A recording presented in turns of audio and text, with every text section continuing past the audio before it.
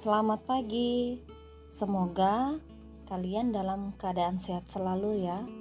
Berjumpa lagi dengan saya, Ibu Inta Martilina Harefa, pada materi kita kali ini yaitu konsep dasar ilmu ekonomi.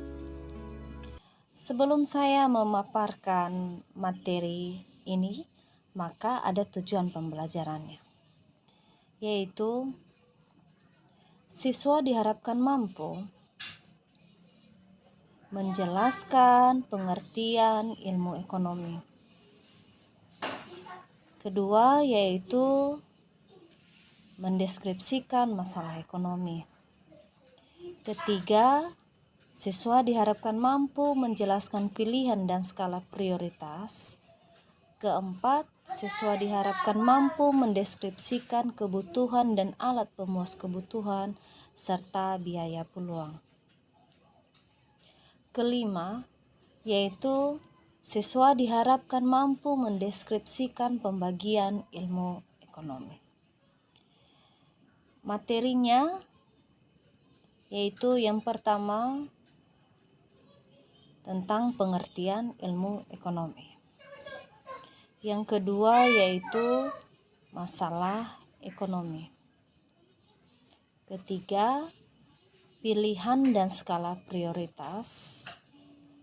Keempat, kebutuhan dan alat pemuas kebutuhan serta biaya peluang.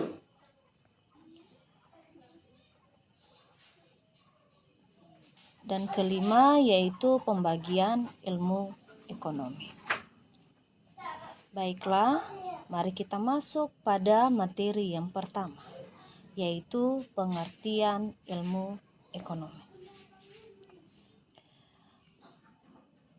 Manusia sebagai subjek dalam kegiatan ekonomi akan selalu dihadapkan pada masalah-masalah yang berhubungan dengan pemenuhan kebutuhan hidupnya.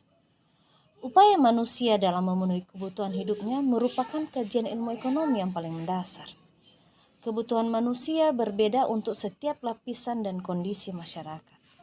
Artinya, kebutuhan pada suatu tingkat sosial masyarakat atau lingkungan tertentu belum tentu menjadi kebutuhan di tingkat sosial masyarakat atau lingkungan yang lainnya. Fakta inilah yang menjadi kajian tentang kebutuhan dan upaya memenuhi kebutuhan tersebut menjadi hal yang menarik untuk dipelajari.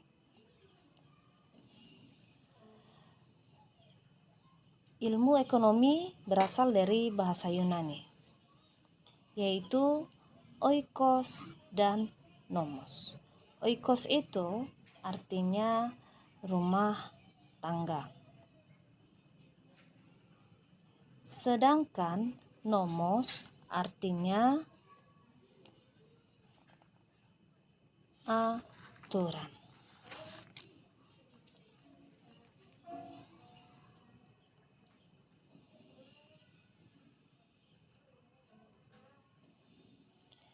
Maka ilmu ekonomi adalah ilmu yang mempelajari individu dan masyarakat dalam menentukan pilihan dan menggunakan sumber daya yang langka untuk memenuhi kebutuhan sebagai usaha dalam mencapai kemakmuran atau meningkatkan kualitas hidupnya.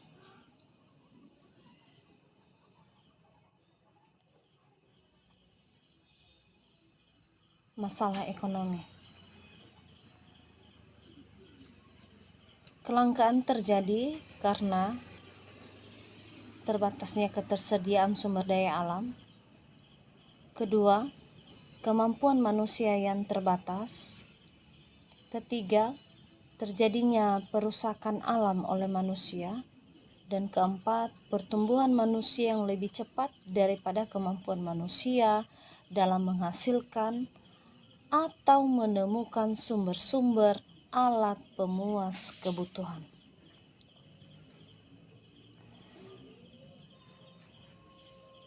Faktor-faktor produksi.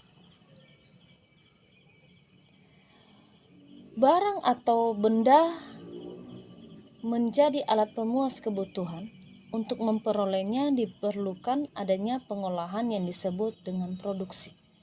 Dalam proses produksi dibutuhkan berbagai sumber daya ekonomi atau faktor-faktor produksi, yaitu sebagai berikut. Yang pertama yaitu sumber daya alam.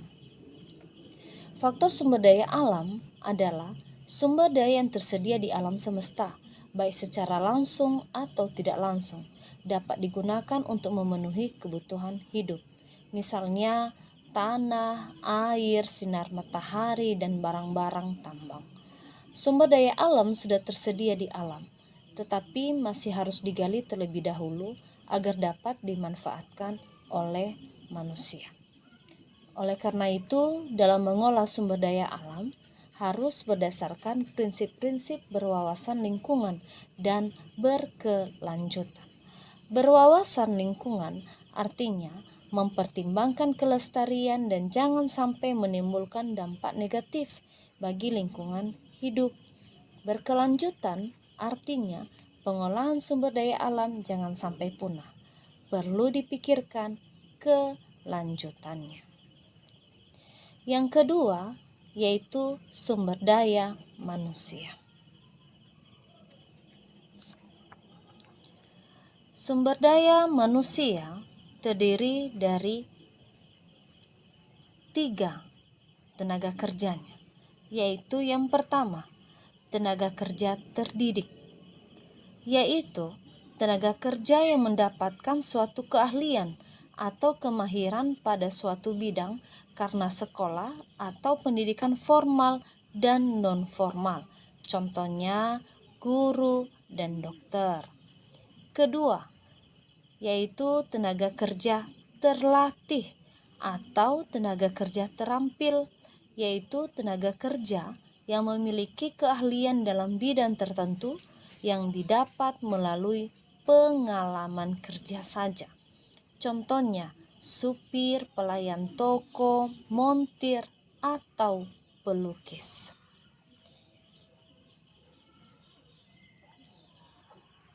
Yang ketiga yaitu sumber daya modal.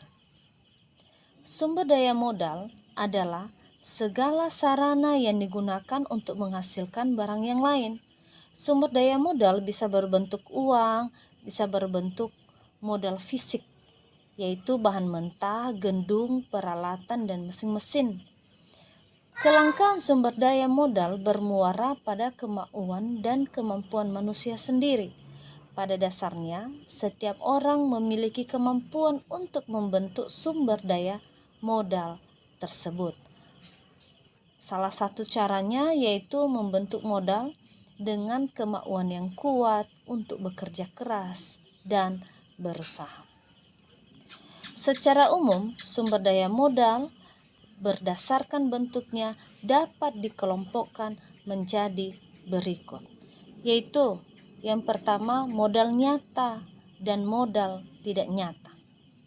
Modal nyata adalah modal yang berwujud atau dapat dilihat secara nyata dalam proses produksi seperti uang, mesin produksi, dan kendaraan angkut. Yang kedua yaitu dari segi proses produksinya. Modal dapat dikelompokkan menjadi modal tetap dan modal lancar. Modal tetap adalah barang-barang modal yang dapat digunakan berkali-kali dalam proses produksi. Contohnya gedung dan mesin-mesin pabrik. Sedangkan modal lancar adalah barang-barang modal yang habis sekali pakai dalam proses produksi. Contohnya bahan baku. Dan faktor-faktor produksi yang keempat yaitu sumber daya keahlian atau skill wirausaha. Sumber daya keahlian atau skill wirausaha adalah sumber daya manusia yang mampu memiliki keahlian mengelola ketiga sumber daya produksi lainnya, yaitu sumber daya alam, sumber daya manusia, dan sumber daya modal, serta bertanggung jawab atas kelancaran proses produksi. Untuk menjiwai dan semangat wirausaha, seringkali cara yang ditempuh adalah dengan mempelajari cerita sukses dari seorang wirausaha yang sudah berhasil. Secara umum, langkah-langkah seorang wirausaha meliputi 3 tahap, dimulai dari menemukan ide, kemudian menuangkannya ke dalam inovasi, dan invensi, yaitu melalui penelitian dan pengembangan, sampai akhirnya menjadi barang atau produk yang siap diuji. Manusia menyebabkan banyak hal terasa langka, yaitu mencakup kualitas, kuantitas, tempat, dan waktu. Sesuatu tidak akan langka kalau jumlah yang tersedia sesuai dengan kebutuhan, berkualitas baik, tersedia di mana saja, dan kapan saja dibutuhkan. Itulah masalah ekonomi.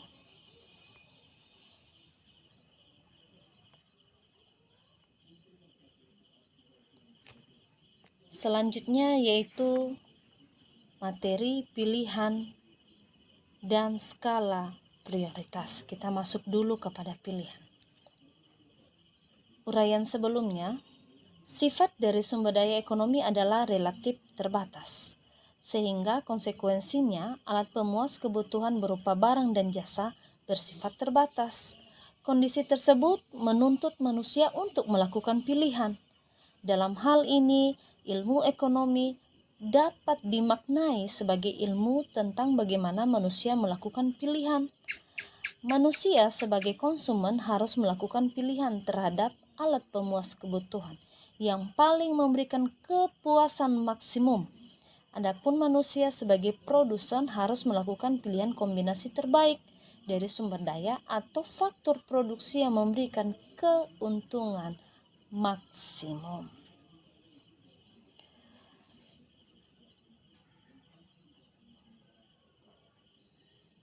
Dalam hal melakukan pilihan, manusia juga harus dapat membedakan antara kebutuhan dan keinginan. Kalau kebutuhan itu adalah hal dasar yang diperlukan manusia untuk memenuhi kebutuhannya, karena akan berpengaruh pada derajat kemanusiaannya. Misalnya, makan, minum, berpakaian, tempat tinggal, norma, dan agama.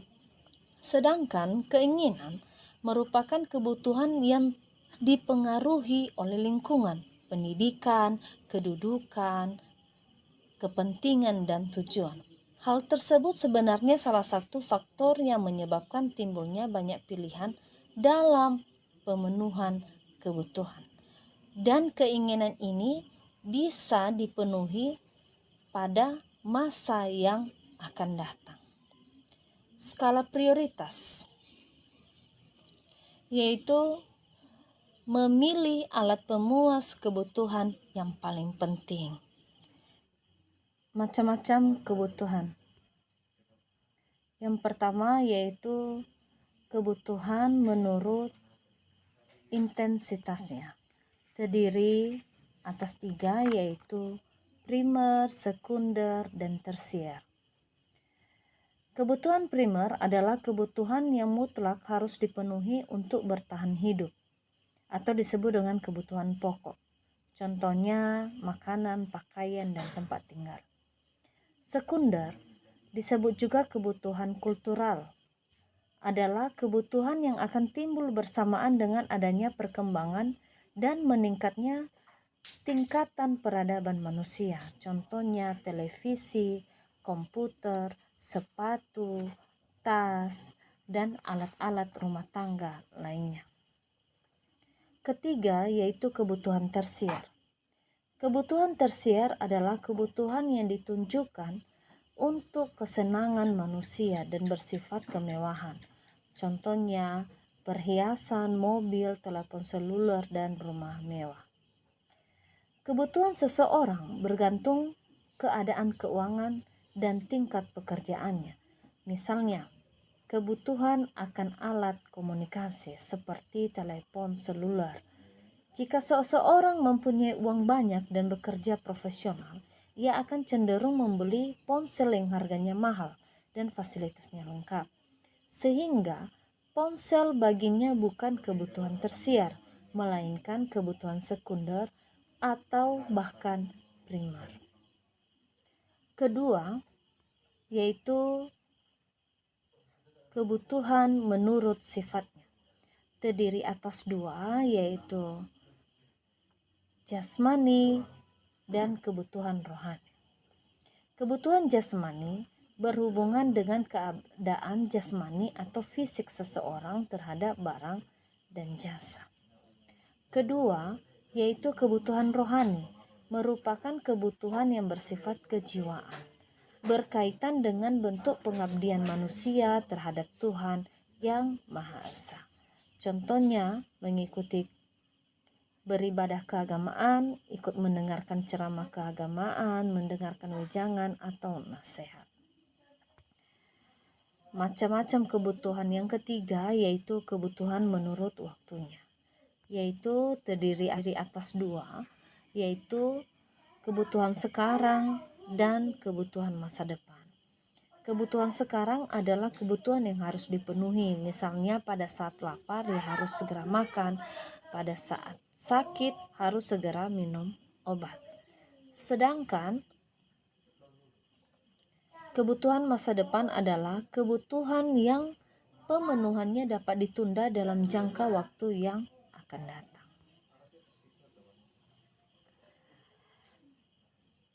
Keempat yaitu kebutuhan menurut wujudnya, terdiri atas dua, yaitu kebutuhan material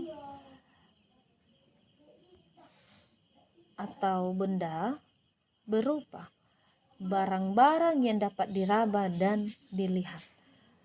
Kedua yaitu kebutuhan psikologis, kebutuhan yang tidak dapat diraba dan tidak dapat dilihat oleh kasat mata.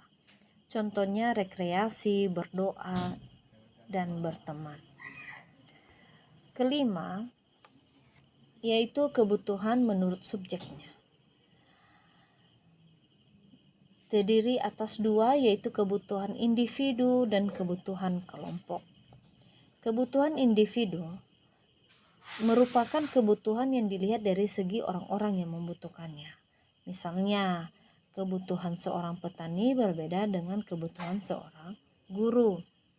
Yang kedua, yaitu kebutuhan kelompok, adalah alat pemuas kebutuhan yang digunakan bersama-sama ataupun kelompok. Contohnya telepon umum, jalan umum, toilet umum, serta rasa aman dan nyaman dalam kehidupan bernegara. Faktor-faktor yang mempengaruhi kebutuhan, yaitu yang pertama keadaan alam atau lingkungan. Kebutuhan akan pakaian bagi individu yang tinggal di daerah kutub tentu berbeda dengan individu yang tinggal di daerah tropis.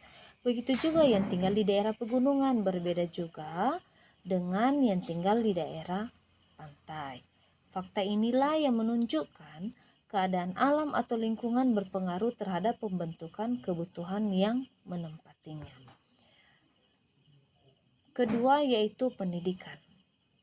Kebutuhan individu yang menempuh pendidikan di perguruan tinggi dengan individu yang menempuh pendidikan di jenjang sekolah menengah atas akan berbeda. Oleh karena itu, tingkat pendidikan individu atau masyarakat akan menentukan kebutuhan yang dibutuhkan di dalam masyarakat tersebut. Agama, yaitu kehidupan beragama seseorang juga dapat menimbulkan kebutuhan yang beragam, tergantung pada agama dan penghayatannya terhadap agama yang dianutnya. Adat istiadat. Adat istiadat atau tradisi masyarakat juga berpengaruh terhadap pembentukan kebutuhan masyarakat. Misalnya tradisi upacara perkawinan dan tradisi mudik lebaran. Kelima yaitu peradaban. Tingkat peradaban suatu masyarakat juga akan berpengaruh terhadap pembentukan kebutuhan. Semakin tinggi peradaban, semakin tinggi pula kualitas barang yang dibutuhkan.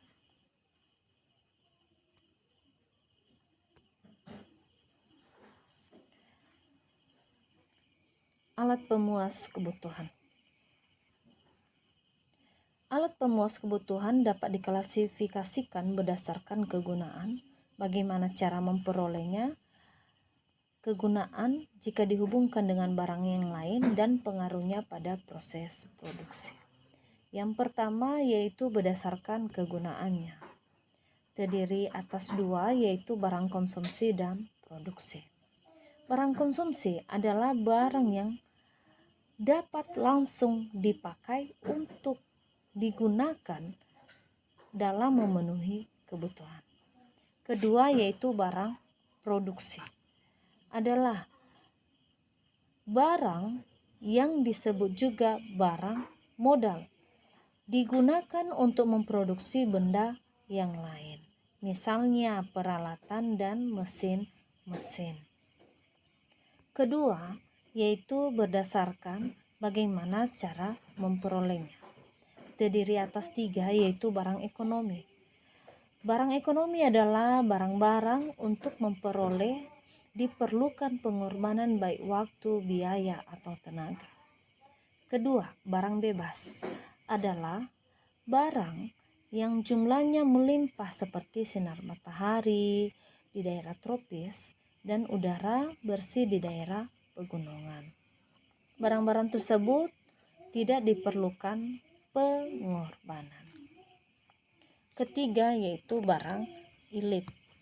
Barang ilit adalah barang yang jika tersedia dalam jumlah berlebihan dapat merugikan, bahkan membahayakan manusia.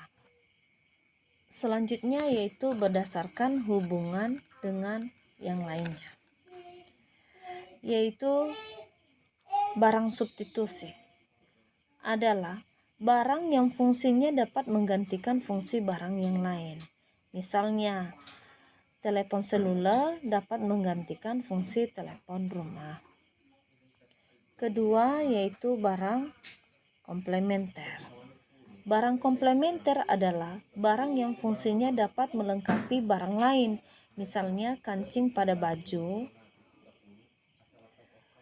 dan printer pada komputer.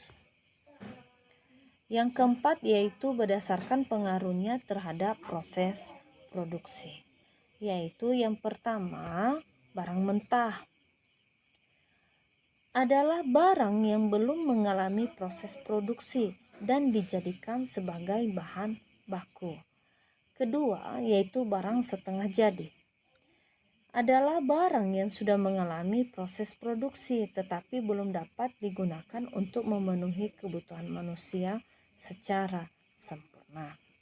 Tiga, barang jadi adalah barang pemuas kebutuhan manusia yang sudah mengalami proses produksi secara tuntas atau sempurna dan dapat digunakan untuk memenuhi kebutuhan.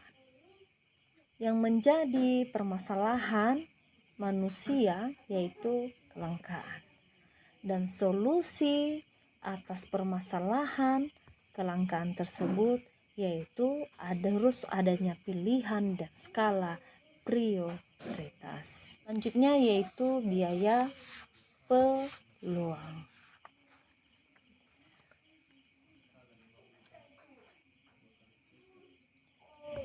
Biaya peluang adalah biaya yang timbul akibat dari mengorbankan kesempatan menggunakan barang dan jasa untuk tujuan yang lain, atau dapat diartikan juga sebagai kesempatan yang hilang karena seseorang telah memilih alternatif lain. Contohnya, setelah lulus SMA, Azam memutuskan untuk melanjutkan kuliah ke perguruan tinggi negeri, tetapi Azam memutuskan untuk bekerja sehingga ia akan mendapatkan gaji per bulan sebesar 1.500.000.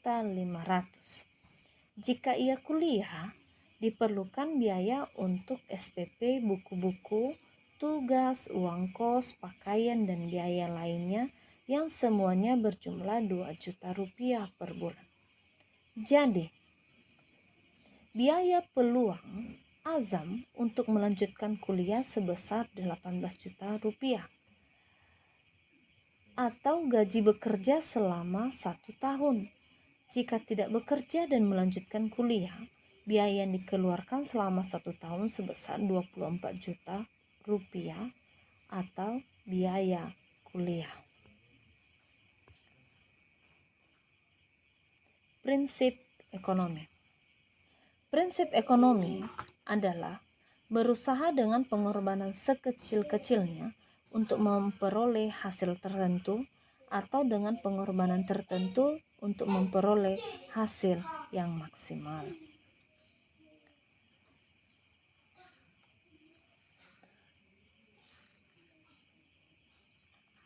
Prinsip ekonomi produsen.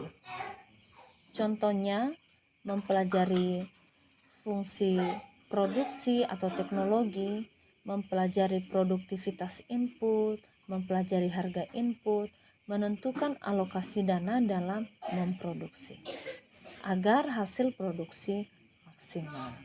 Kedua, yaitu prinsip ekonomi konsumen, yaitu mengidentifikasi manfaat dari barang-barang yang akan dibeli, mengidentifikasi harga masing-masing barang, menentukan alokasi dana agar manfaat keseluruhan dari semua barang maksimal.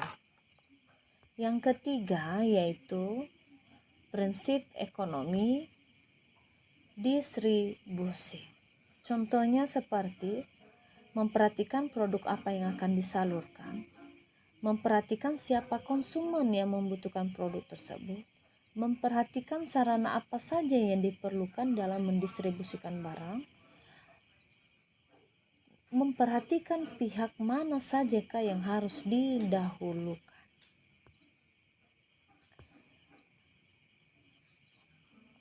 Motif ekonomi. Motif ekonomi adalah segala sesuatu yang mendorong manusia untuk melakukan tindakan atau kegiatan ekonomi.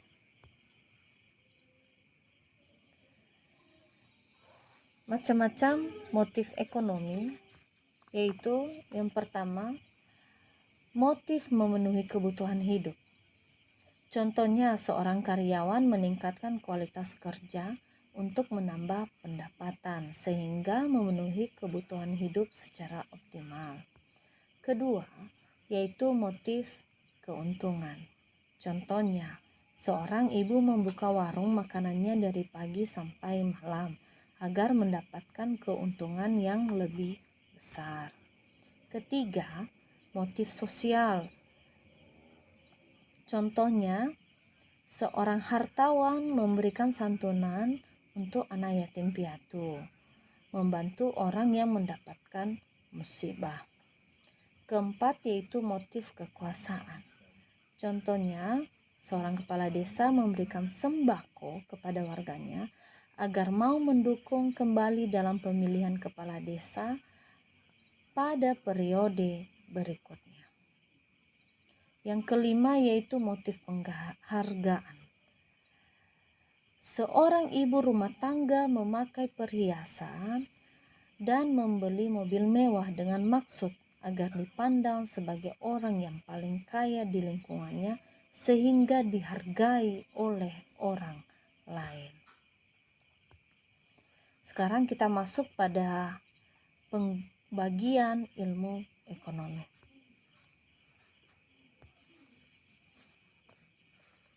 Yang pertama yaitu ilmu ekonomi deskriptif.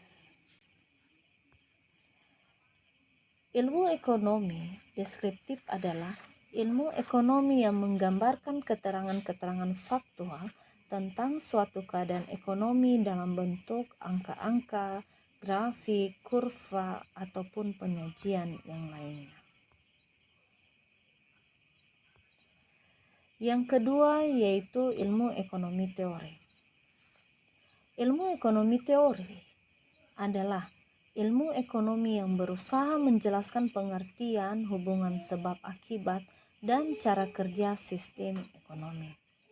Ilmu ekonomi teori ini terdiri atas dua, yaitu ilmu ekonomi mikro, dan ilmu ekonomi makro.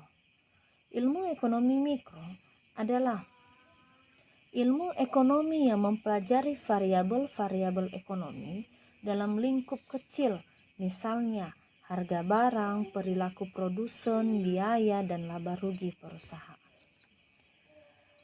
Kedua yaitu